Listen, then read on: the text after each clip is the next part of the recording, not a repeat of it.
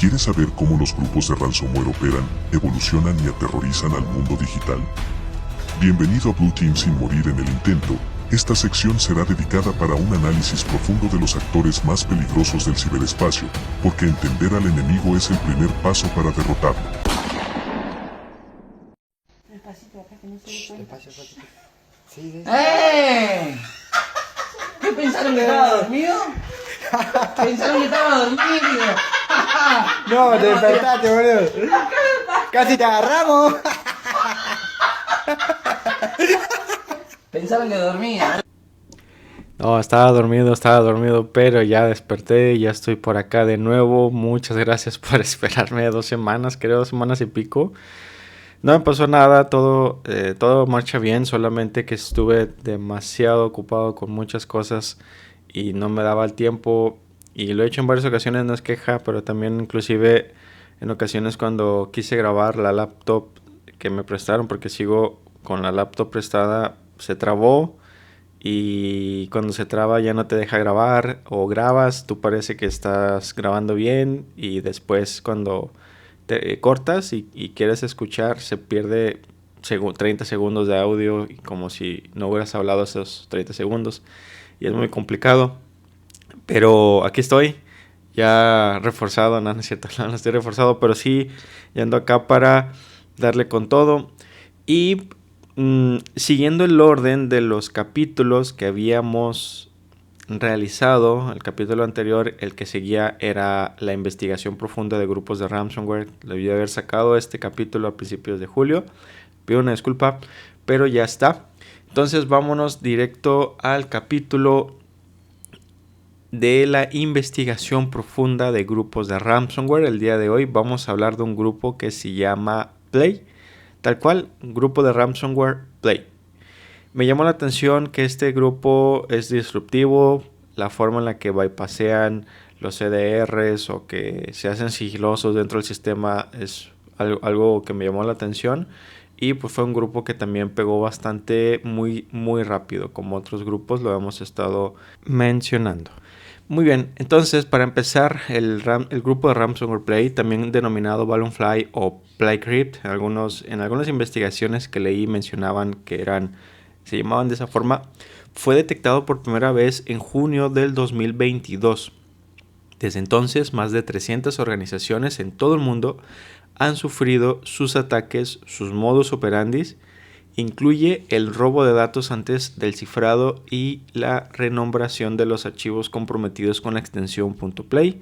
Asimismo, sus autores extorsionan a las víctimas amenazando con publicar listados de las empresas afectadas en su propio sitio web. Ellos tienen un propio sitio. Este actor se especializa en la extorsión múltiple. Primero sustrae datos críticos de la organización víctima y a continuación cifra los sistemas amenazando con publicar la información robada en portales ocultos de la red Tor.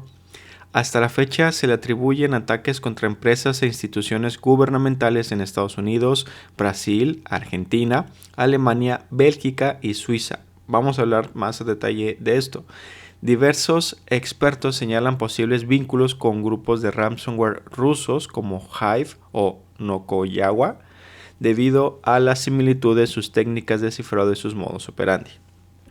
Bien, yo mencionaba que es un poco disruptivo en ese sentido, pero se copia mucho.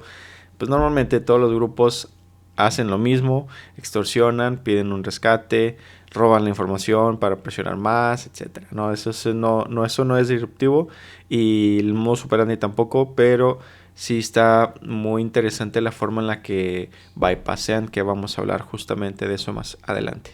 Como lo acabamos de mencionar, el origen geográfico del grupo de ransomware Play no está oficialmente confirmado, pero se considera o en múltiples fuentes especializadas apuntan a un fuerte vínculo con Rusia o áreas de habla rusa. La hipótesis se basa en la similitud de sus técnicas de cifrado de modus operandi, como lo mencionamos hace un momento de los grupos de ransomware Hive y Nokoyawa, y también sus prácticas operacionales y herramientas utilizadas que reflejan metodologías comunes entre operadores rusoparlantes. Aunque no hay una atribución oficial, como por ejemplo una agencia de seguridad nacional, etcétera, la coincidencia de patrones técnicos y de infraestructura refuerza la hipótesis de un origen vinculado a ese ámbito geográfico. Ahora, la cantidad de víctimas, ahí te va. Desde su aparición en junio del 2022 hasta mayo del 2025, que fue que hice el corte, el grupo de Ransomware Play ha comprometido aproximadamente 950 organizaciones en todo el mundo. En todo el mundo, así es. Ahora, ahí te va cómo fue desarrollándose la historia y la evolución del Ransomware Play. En algunos indicios, en investigaciones, se concluye de una posible vinculación entre Play y otras familias de ransomware. Comparte tácticas y herramientas con las dos que mencionamos, lo que sugiere una probable afiliación. Además, existen paralelismos significativos entre Play y Quantum. Es otra que también, una que se deriva de Conti, el ransomware Conti.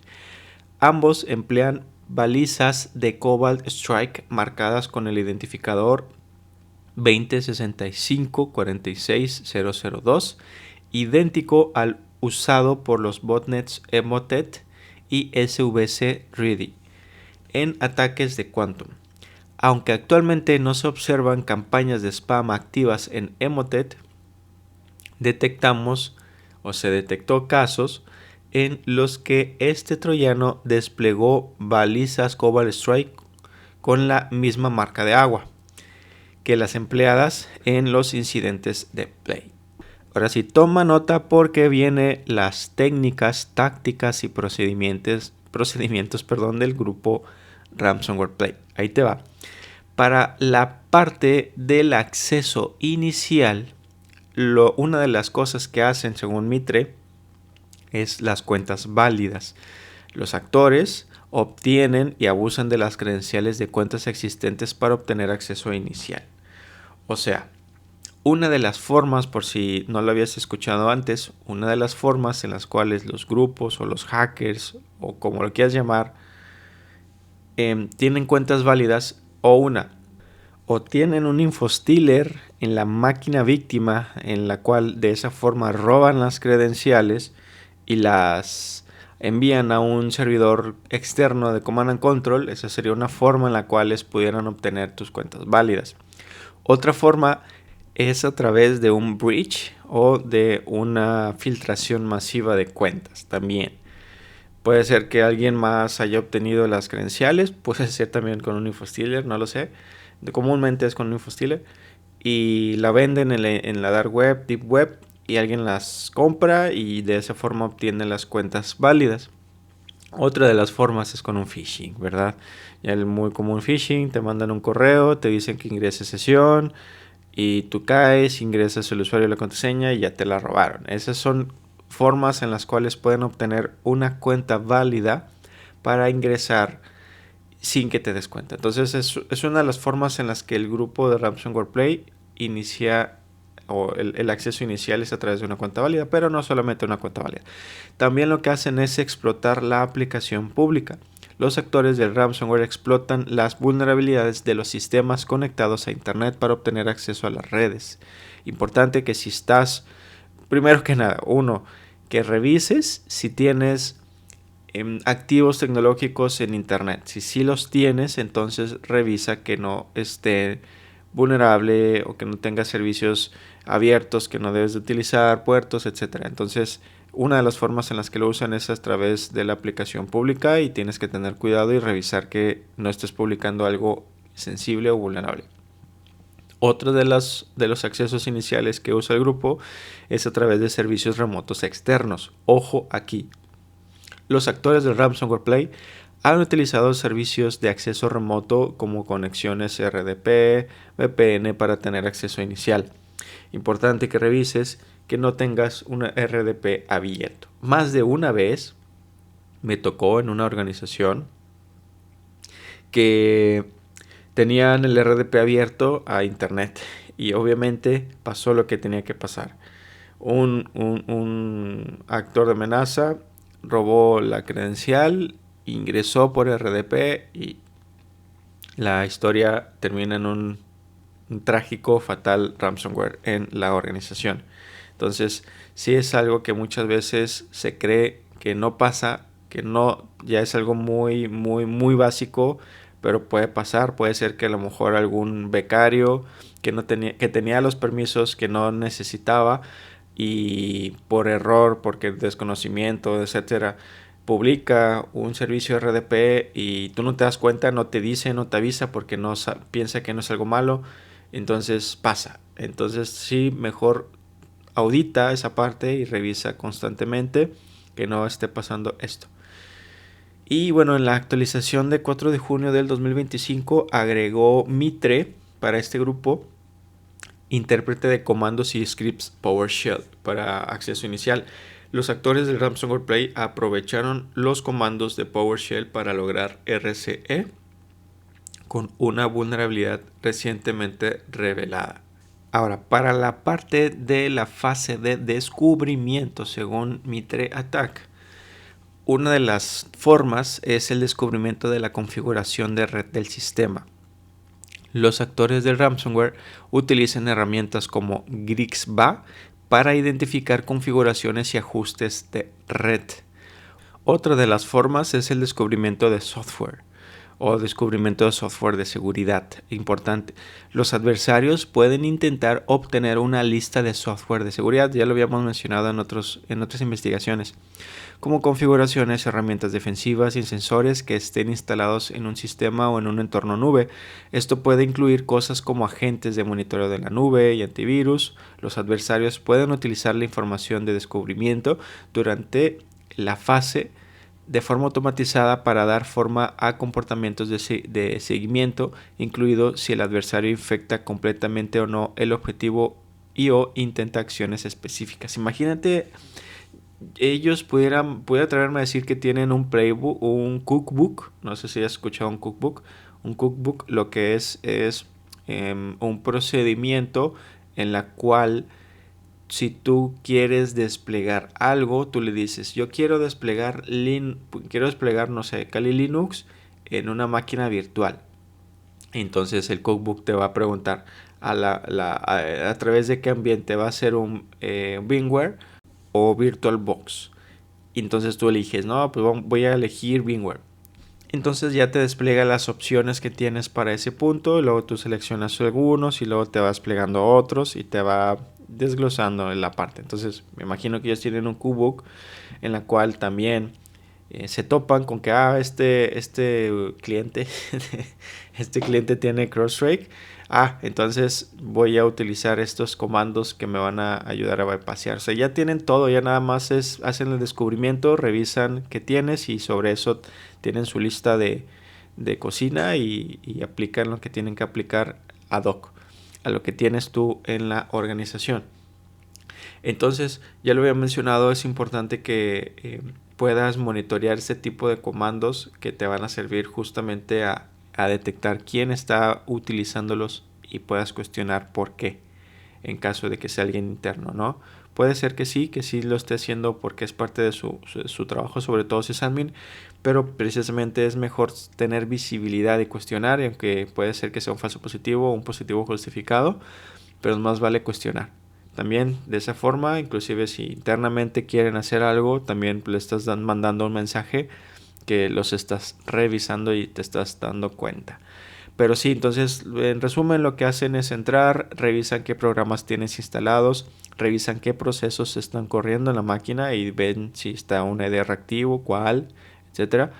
Ven los recursos de red, qué es lo que está traficando en la red, qué es lo que estás enviando, qué es lo que estás recibiendo, hacia dónde estás conectado, si estás en la nube, qué navegador está abierto, qué páginas están abiertas, todo lo que se te ocurra, lo que no se te ocurra, lo revisan en la parte del descubrimiento para poder identificar cómo hacer el movimiento lateral, cómo hacer persistencia, cómo activar el ransomware, porque también hay algunos grupos que pueden activar un ransomware para que cifre un porcentaje del archivo. Inclusive Play es uno de ellos.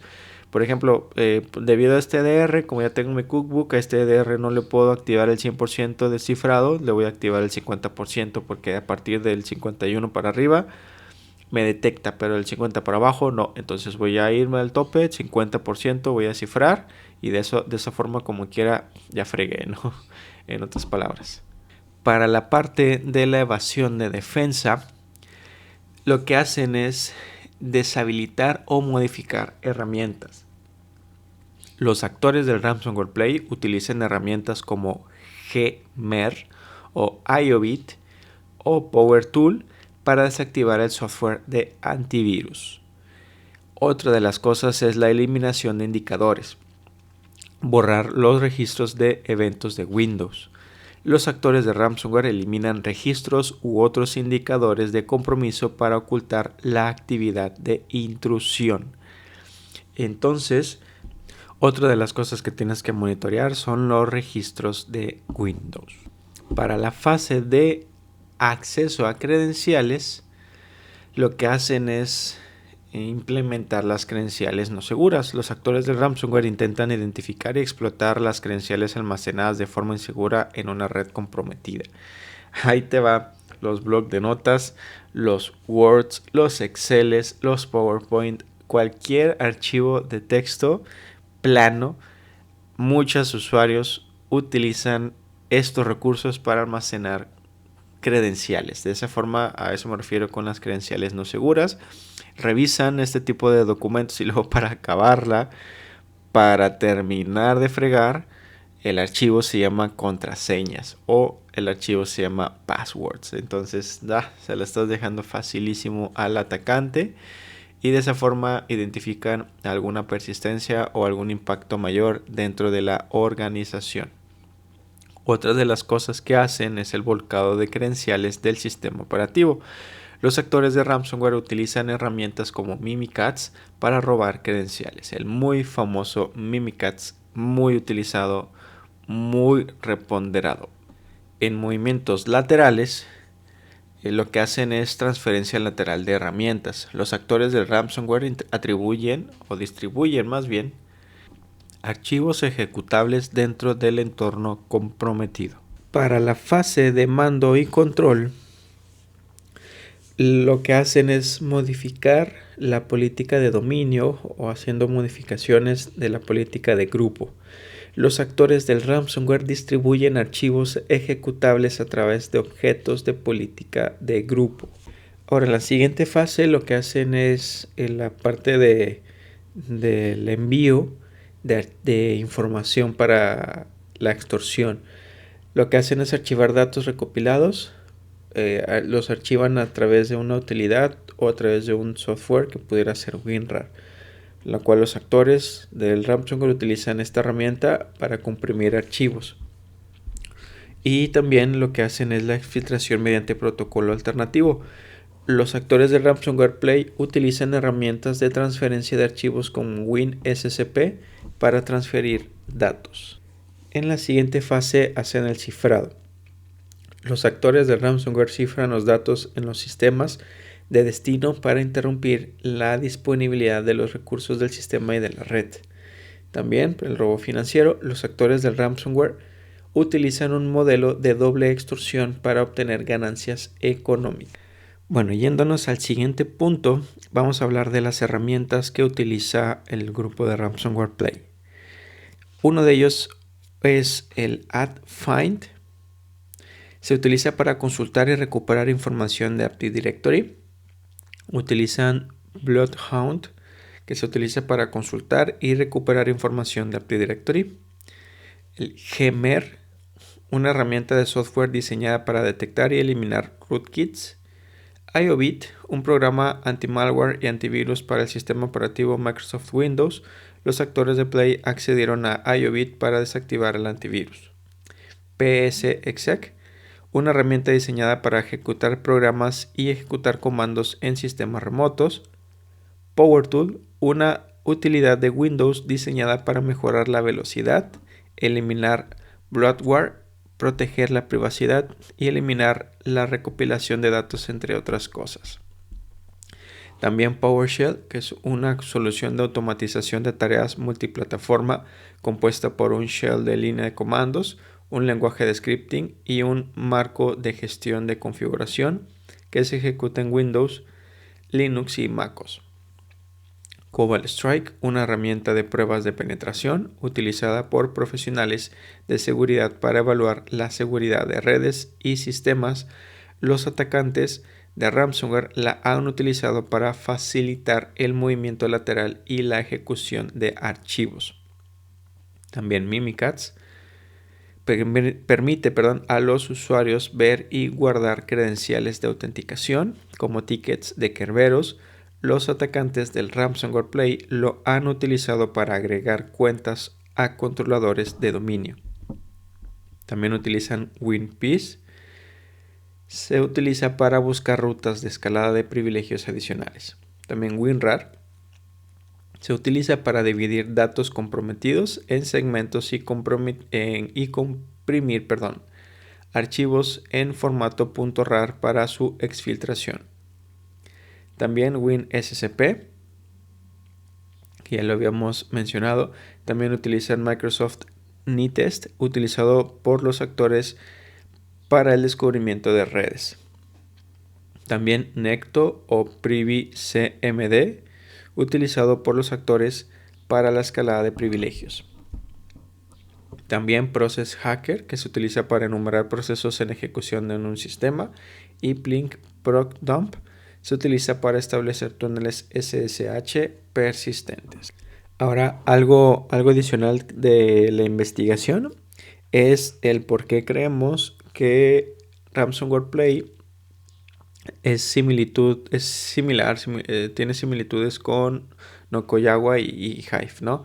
Por ejemplo, si hacemos la comparativa, tanto Necto, PrivitCMD, Cobalt Strike, SystemBC, Gemer, lo utilizan tanto Nokoyawa y Hive y Ransomware Play. El AdFind se detectó que lo utiliza solamente Ransomware Play, pero el PSExec sí lo utilizan los dos, por ejemplo, con algunas diferencias ya a la hora de instalar algún programa para que pueda ejecutarse en la máquina local. Varía un poco en dónde lo utilizan, pero por ejemplo para Necto o PrivCMD, Ransomware Play lo descargan y lo almacenan en la carpeta de música, y registros detectaron que lo nombraron T2747.exe.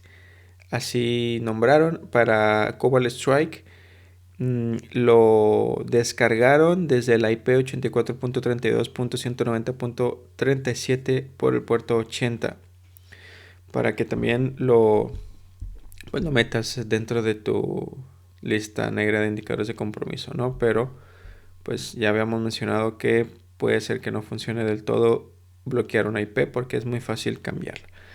Para SystemBC lo almacenan en la carpeta de música, y registros lo nombraron como SOKS.exe. Así detectaron que lo nombró el grupo como tal. Ahora, en el flujo de ataque, enfocándome en el acceso inicial, como lo había mencionado, según MitraTac, el grupo Play obtiene acceso a las redes de sus víctimas usando cuentas válidas, probablemente compradas en la dark web, como lo habíamos mencionado, y explotando vulnerabilidades en servicios públicos. Sus objetivos habituales son FortiOS, explotando la vulnerabilidad CVE 2018-133.7.9 y el CVE 2020-128.12 de FortiOS. Si los tienes, abrígualo y párchalo. También explotan la vulnerabilidad de Microsoft Exchange, específicamente el de Proxy Not Shell, que es el CVE 2022-41040 y CVE 2022-41082. A menudo se conectan vía RDP o VPN para moverse sin levantar sospechas. Ahora, para el 4 de junio de 2025 hubo una actualización respecto al acceso inicial, lo que habíamos mencionado. Varios operadores de acceso inicial, incluidos afiliados a Play, han aprovechado el CVE 2024 57727 en Simple Help RMM para ejecución remota de código. Numerosas organizaciones de Estados Unidos desde su divulgación el 16 de enero del 2025. Para mapear el entorno y desactivar protecciones, Play emplea AdFind para consultas de Active Directory, como lo habíamos mencionado, Grixba, que es robo de información para exploración de la red y detección de antivirus, y herramientas como Gmer, IOBIT y PowerTool para desactivar antivirus, como lo habíamos mencionado. En los movimientos laterales y escalada, una vez adentro, despliegan beacons de Cobalt Strike y System BC para control remoto, utilizan psexec para ejecutar comandos en otros hosts, buscan credenciales inseguras y vuelcan hashes como Mimikatz, emplean WinPeace para localizar rutas adicionales de escalada, distribuyen su malware mediante objetos de directiva de grupo y despliega de ejecutables. En la exfiltración y cifrado, segmentan los datos y los comprometen con WinRAR antes de transferirlos por WinSCP. Aplican cifrado híbrido, el AES-RSA, en bloques de 0 por 100.000 bytes, omitiendo archivos de sistema. Renombran cada archivo cifrado con la extensión .play y depositan la nota de rescate readme.txt en la carpeta public music. El 4 de junio, la actualización, el binario de Play se recopila en cada ataque, generando hashes únicos que evaden la detección de antivirus. Play practica la doble extorsión. Cifran sistemas tras exfiltrar datos y amenazan con publicarlos en su portal Tor. Si no se paga el rescate de criptomonedas, su nota dirige a las víctimas a contactos de correo en dominios como @gmx.d o @web.d. Además, realizan llamadas telefónicas recurrentes para presionar el pago y advierten de filtraciones de información sensible. Ahora, la variante del ransomware en SXI ejecuta comandos de shell para apagar binwares activas, listar sus nombres y modificar el banner de la interfaz XI en la nota de rescate. Cifra archivos de máquinas virtuales como el .vmdk, .vmem o el .vmx, etc., con AES-256 generando claves aleatorias por archivo. Si no se recibe argumentos, ataca todas las binwares y distribuye play-readme.txt en la carpeta vmfs/volumes y en la raíz del datastore. Admite flags de desarrollo para excluir binwares específicas o forzar cifrado de todas las extensiones. Para evitar la detección por soluciones de Endpoint Play, solo cifra fragmentos selectivos de cada archivo, asegurando rapidez y evitando alertas típicas de cifrado masivo, mientras bloquea el acceso a los datos más críticos. Como ven. Ahora, en las características técnicas. Para la ofuscación y compilación por campaña, utilizan recompilación única, que es para cada ataque. El binario de Play se recompila generando hashes y artefactos distintos que dificultan su detección. Por eso el tema de los indicadores de compromiso no va a ser suficiente el que puedas hacer el bloqueo de hashes o de IP, porque hacen la ofuscación y compilación por campaña. Cada organización tiene sus propios hashes, sus propios IPs, sus propios indicadores de compromiso que dificulta la detección en la máquina. Si lo detectan en una organización, si descubren el ransomware, lo analizan, lo investigan, pues cuando hagan otra vulneración en otra organización no lo van a detectar precisamente. Y también las cadenas críticas, las URLs de Command and Control, por ejemplo, nombres de servicios, rutas de archivos, se cifran en tiempo de compilación e integran en el ejecutable.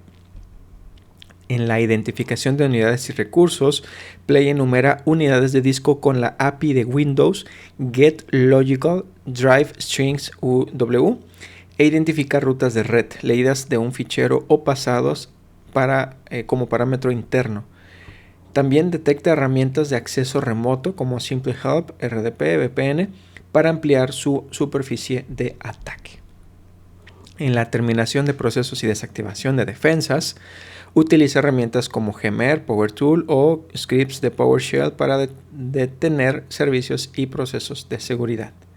Borra registros en porcentaje system root, porcentaje system 32, diagonal WinEVT, diagonal logs, y en carpetas de la aplicación afectada para ocultar trazas.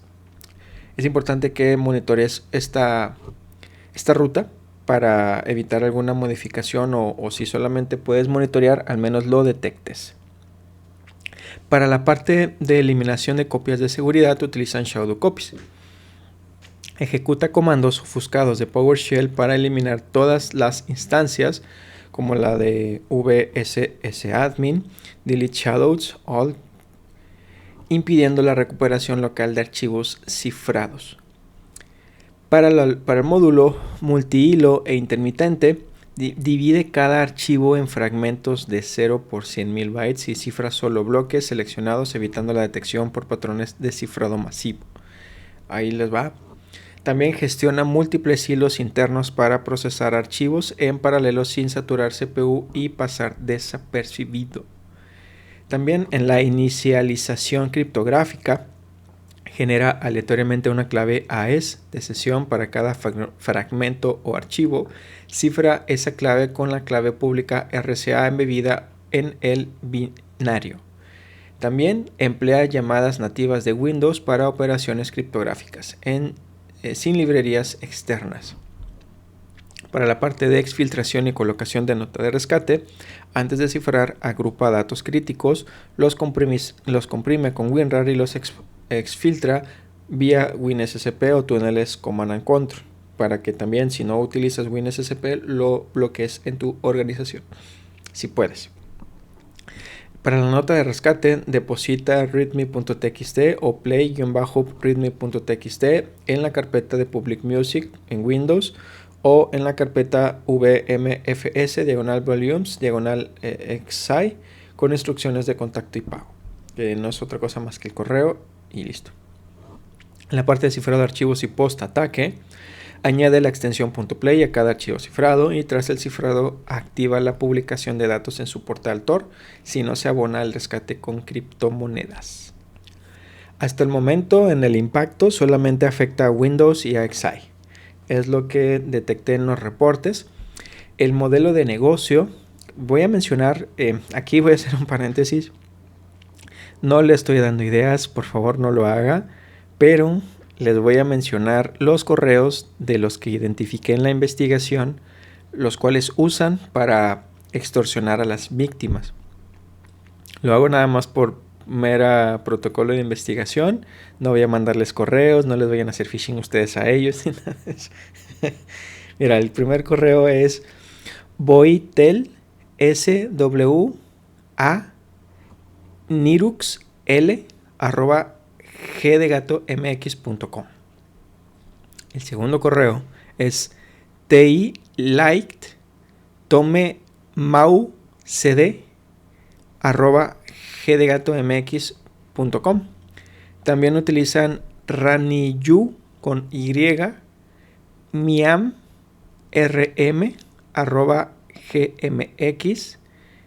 y diari q con k csv con c de casa @gdegatomx. Lo voy a hacer por fines didácticos educativos.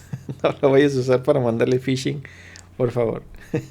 Lo voy a poner en la descripción de los episodios.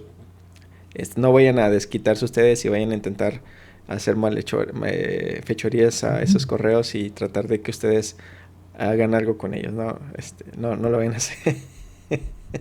No te creas, haz lo que quieras, pero sí quise poner aquí por si les servía para algo, no lo sé, ¿no?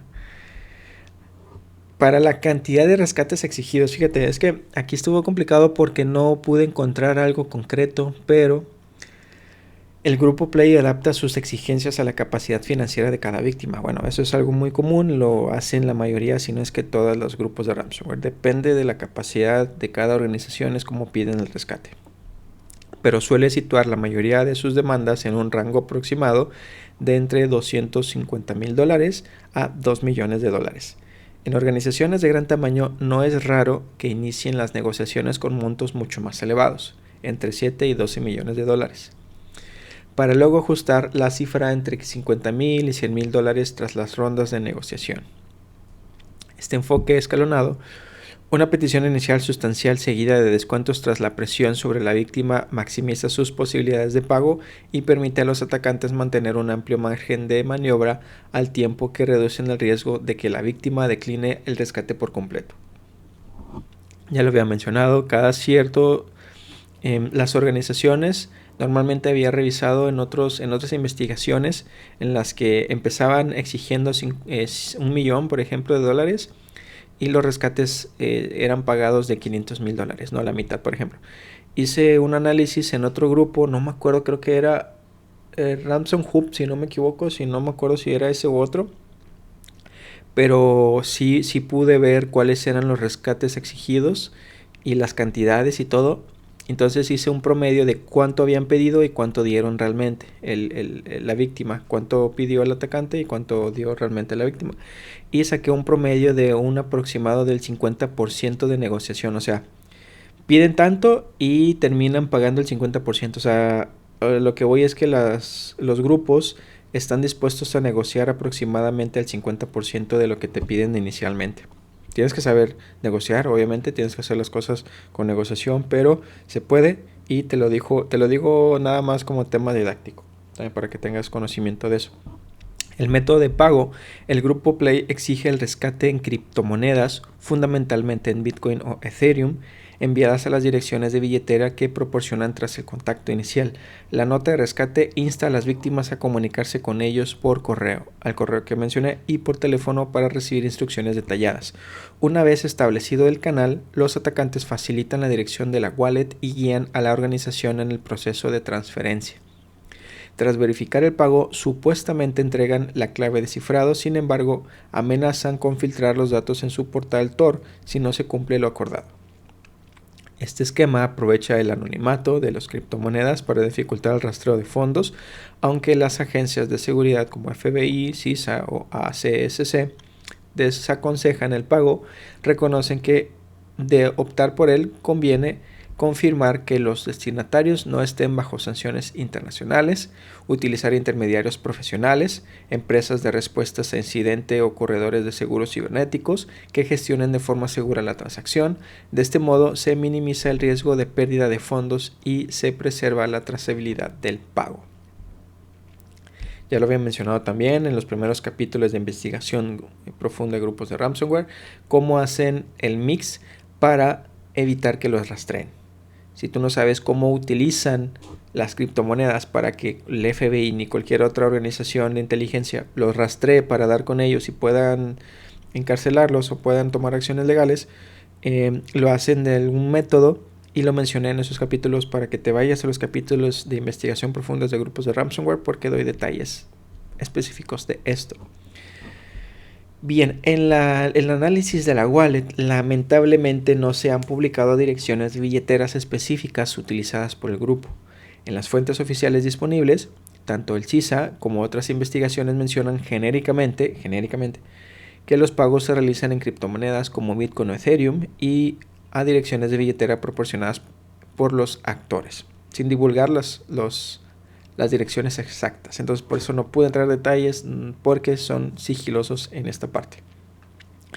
Pero esto obedece a sus modus operandi, que es generar una wallet única para cada víctima o campaña. Eso es algo interesante.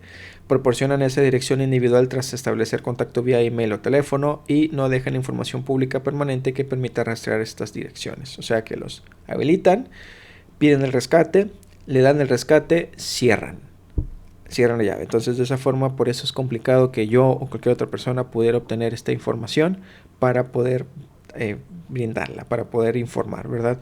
Entonces un dato importante aquí es que utilizan justamente las wallet y lo hacen por cada organización o cada víctima, y una de las razones es para poder tener un control de qué víctima pagó y qué no pagó.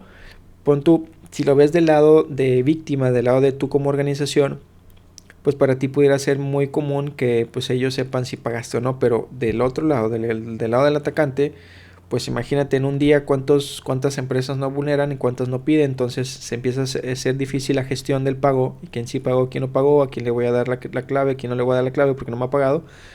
Lo hacen de esta forma para que cuando tú pagues ya tengan en su inventario cuál es la wallet, sobre qué organización y cuánto fue lo negociado para hacer la comparativa y ver si efectivamente cumpliste y después hacer lo demás.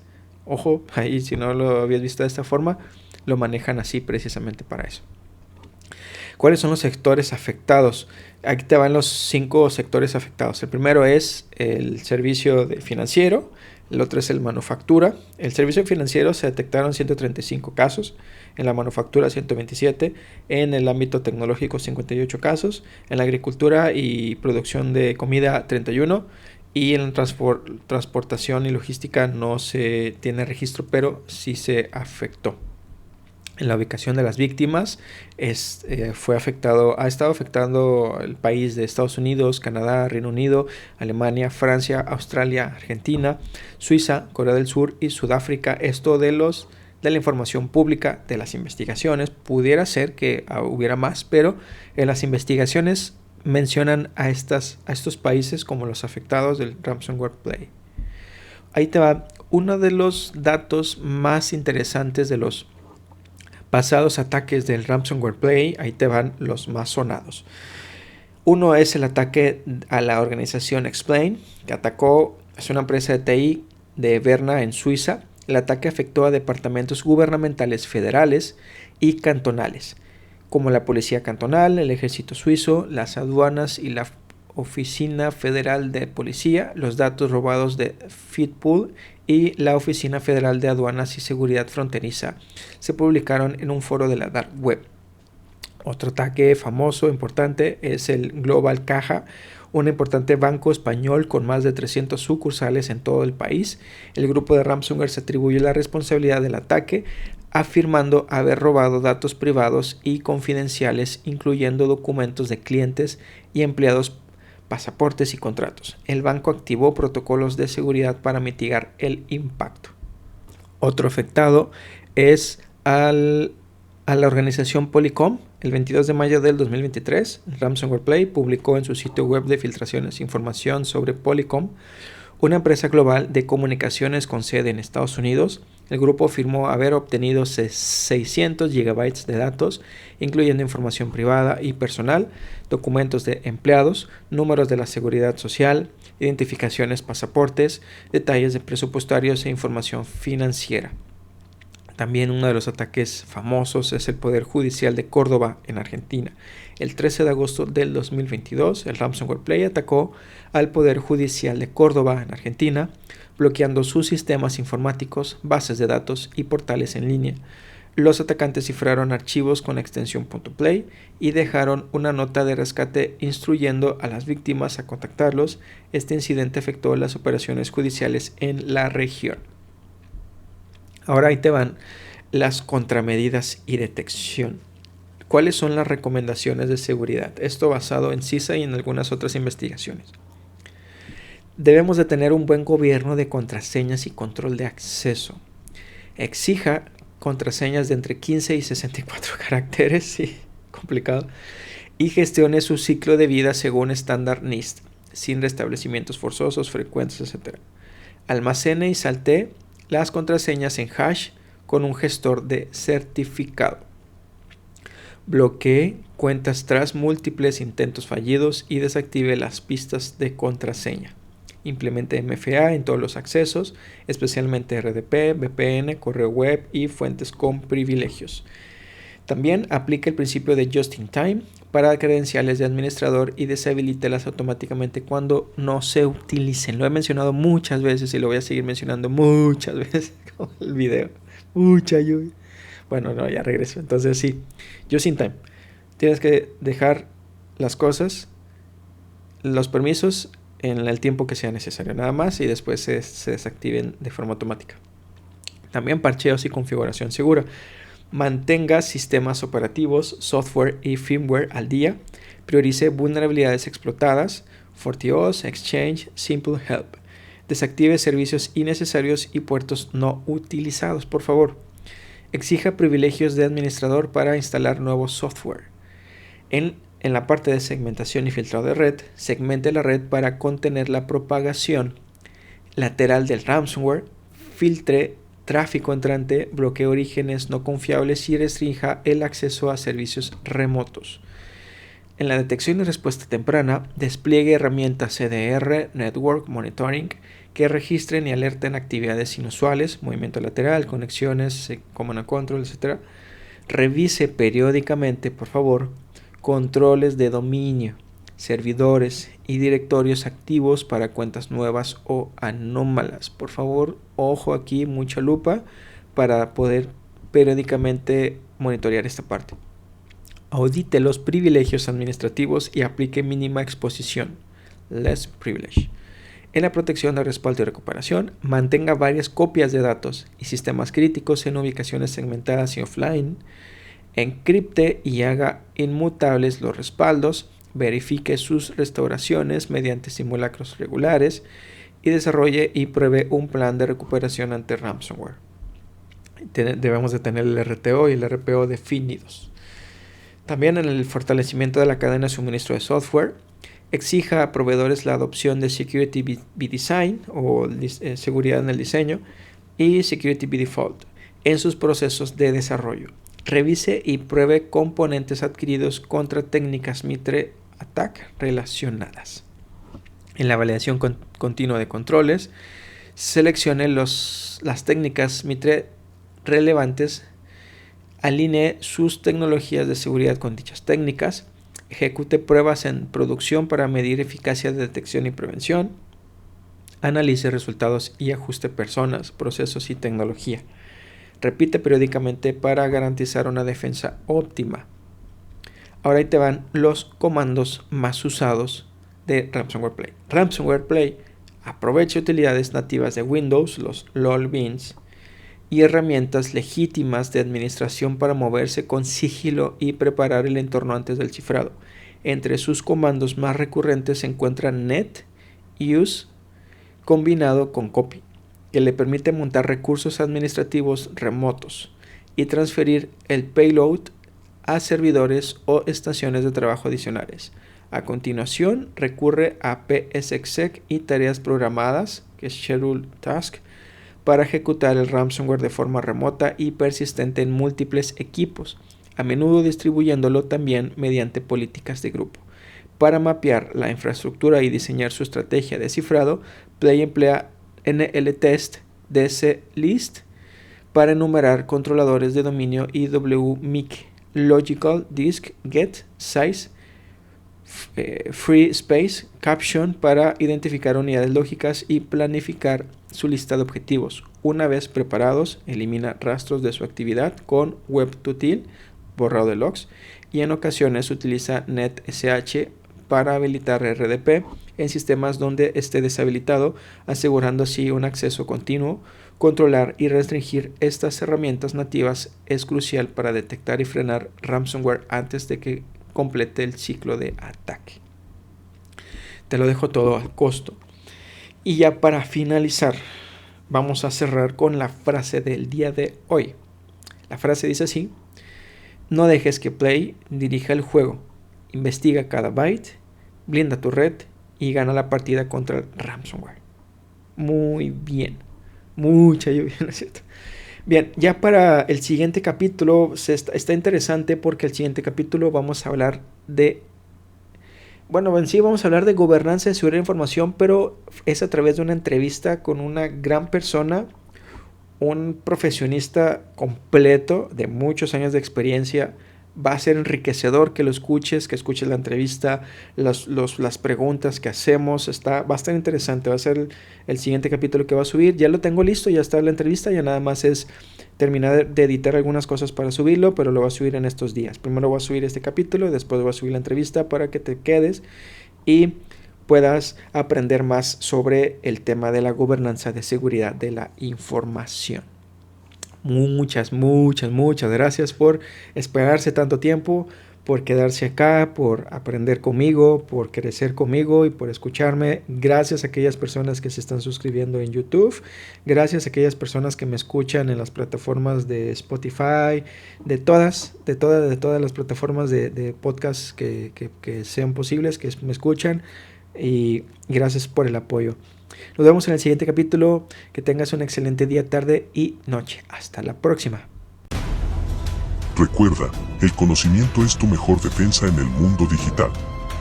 Si te gustó esta investigación, comparte este podcast y dale follow a las redes sociales para que juntos podamos construir una comunidad más segura. Nos vemos en el próximo episodio.